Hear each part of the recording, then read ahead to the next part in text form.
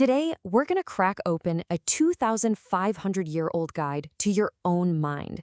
It's a text that lays out two totally different ways of being, the path of what it calls the fool and the path of the wise.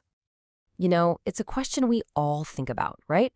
Why do some people seem to just sail through life with purpose, while others feel like they're constantly stuck, fighting the same battles over and over again? Well, an ancient Pali text has a pretty radical answer. It says the difference has nothing to do with luck or fate. It's all about our internal architecture. And the blueprint for that? Well, that's the cool part. It's hidden in the very words of the text itself. At the very heart of this ancient guide, you've got these two figures, these two psychological profiles, the Bala, which usually gets translated as the fool, and the Pandita, or the wise. But believe me, those simple translations don't even begin to tell the whole story. So, how are we going to unlock this ancient code? We're going to use a special two-step method. First, we'll look at the normal everyday dictionary definition. But then we're going to dig way deeper, down to the word's hidden root.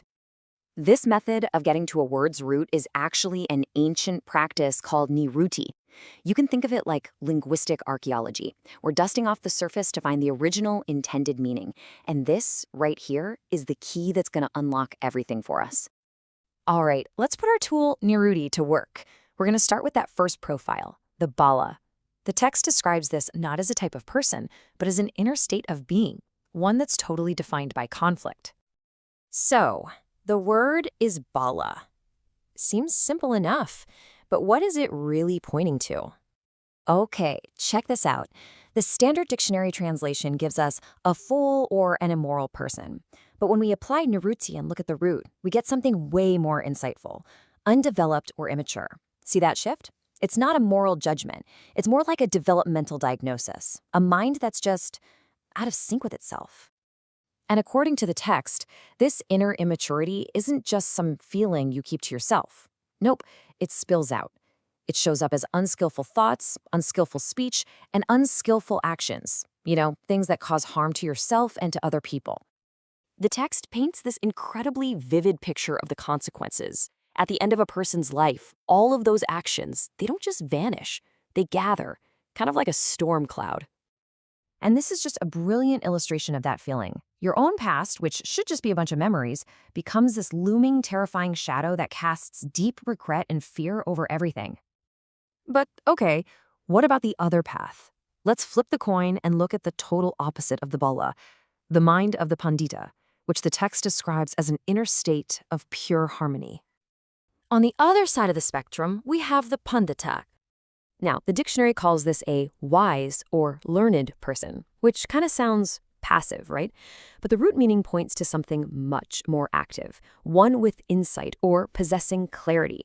And this is absolutely crucial. It's not about how many facts you know, it's about how your mind works with precision and harmony. So this inner clarity, this development, it naturally leads to a whole different set of outcomes, skillful thoughts, skillful words, and skillful actions. These are behaviors that actually create well-being for everyone involved. And here's where it gets really interesting. The text uses the exact same metaphor as before, but the entire feeling is flipped on its head.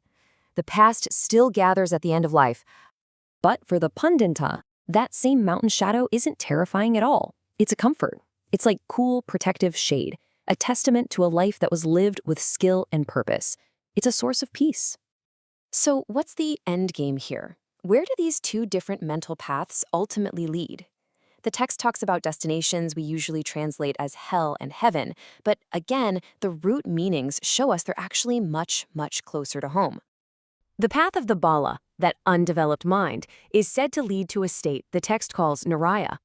We almost always translate Naraya as hell, a fiery place of punishment.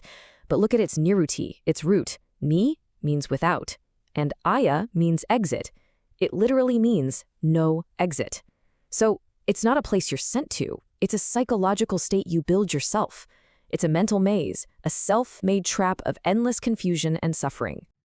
Now, in complete contrast, the path of the Pandita, that clear and insightful mind, leads to a state called Sagga. And again, the common translation is heaven, some reward in the clouds, but the root meaning is so much more grounded. Suga means good, and ga means going or destination. So suga isn't really a place you arrive at after you die. It's a good path, a journey with a clear, positive direction. The reward isn't some prize at the end. The reward is the quality of the journey itself. So the big takeaway from this ancient text is just profound. The Bala and the Pandita, hell and heaven, this isn't about some divine being judging you. It's a description of psychological cause and effect. It's about the natural consequences of the mind that we choose to build, every single moment. This 2,500-year-old guide isn't trying to judge anyone. It's just holding up a mirror and asking us to take a good, hard look at our own blueprint. Our thoughts, our words, our actions, those are our building materials. So really, the only question that matters is, what kind of structure are you creating?